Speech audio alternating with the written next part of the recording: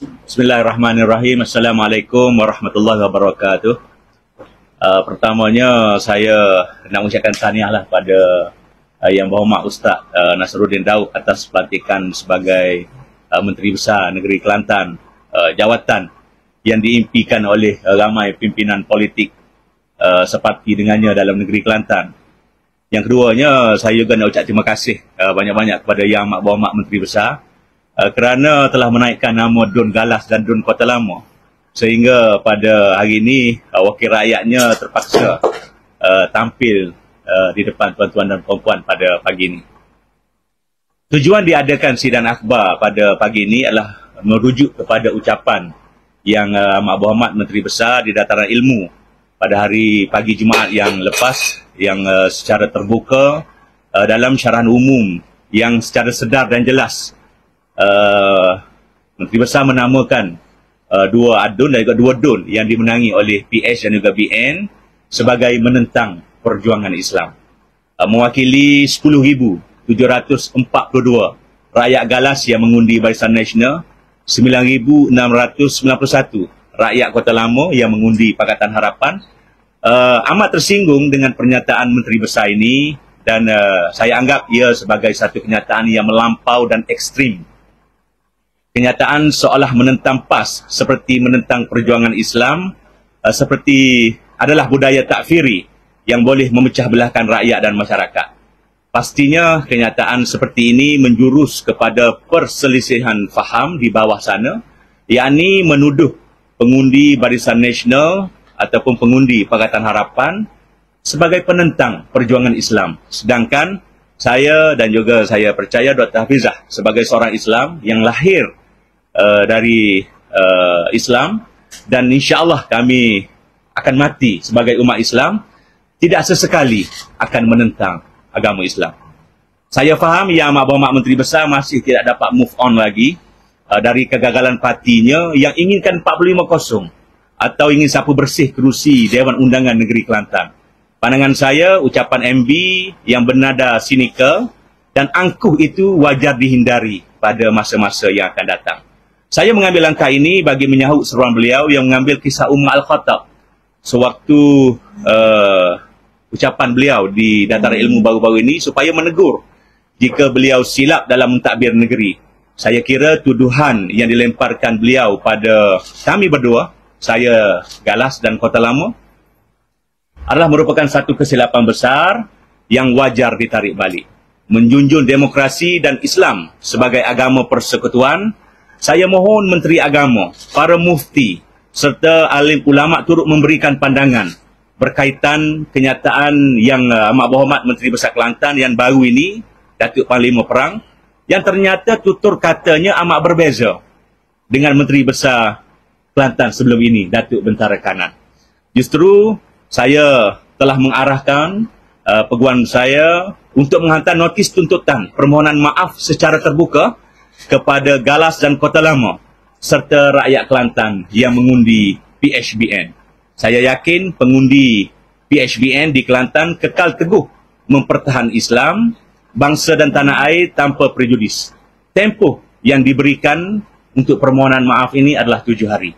Kegagalan Yang Amat Berhormat Menteri Besar melaksanakan permohonan maaf secara terbuka ini mengundang susulan kepada tindakan undang-undang, yakni kami akan memfailkan saman sivil di mahkamah.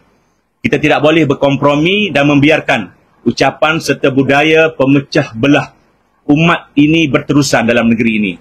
Sebagai Menteri Besar, sewajarnya beliau mengambil pendekatan perpaduan dan penyatuan menjadi pilihan berbanding tuduhan melulu serta menyemai benih-benih keliru. Semoga Kelantan terus sejahtera dan mencapai kehendak kita bersama, iaitu Baldatun Thayyibatun Warabun Ghafur, sebuah negeri yang baik dengan Rabbi yang Maha Pengampun. Terima kasih. Notis akan belum dihantar lagi, dinyangka hari ini. Selepas satu laporan polis dibuat, kita akan menghantar notis lah kepada pihak Yang Amat Berhormat Menteri Besar. So bila ucapan MB tu, apa kesan kepada YBSD je lah? Pertamanya saya berasa cukup terkilan dan tersinggung lah. Malu pun ada kerana ini melibatkan maruah sebagai orang Islam, keluarga saya sebagai keluarga yang Islam, seolah dituduh sebagai penentang kepada agama Islam. Okey. Mungkin saya tambah sikit. Terima kasih pada rakan saya YB Galas yang telah menyatakan satu pernyataan yang komprehensif, dan ini sebenarnya adalah satu pernyataan untuk kita menyatakan pendirian kita bahawa negara kita ni negara hukum, kita ada peraturan. Jadi tidak ada siapa pun yang sebenarnya boleh lari daripada peraturan dan apatah lagi tata susila. Dan kita pun berada dalam bulan kemerdekaan. Jadi kenyataan yang dinyatakan dalam suasana terbuka itu amat menyinggung perasaan. Untuk saya sendiri, agaknya kalau ianya personal untuk saya, mungkin siapalah saya dan biasalah kita ni akan dihina begitu rupa. Tetapi saya tidak rela pengundi kita, penyokong-penyokong kita yang terasa tercabar dengan kenyataan yang tidak bertata susila, yang lari daripada semangat perlembagaan, terutama dinyatakan oleh pimpinan tertinggi negeri ini yang sehari sebelumnya sudah pun menyatakan bahawa akan bekerjasama dengan kerajaan persekutuan. Jadi ini amat bertentangan daripada semangat federalisme, tidak menghormati langsung bahawa dalam negara demokrasi kita ada pilihan rakyat untuk memilih kita sebagai, bagaimana mungkin kami akan melaksanakan tanggungjawab sebagai penyemak dan imbang dalam Dewan dengan ketua peringkat tertinggi memandang kita dengan begitu serong. Dan bagi saya ini adalah khurafat politik, penyelewengan yang besar yang perlu ditentang oleh rakyat, akar umbi rakyat. Itu yang pertama. Keduanya, ini perlu diperbetulkan.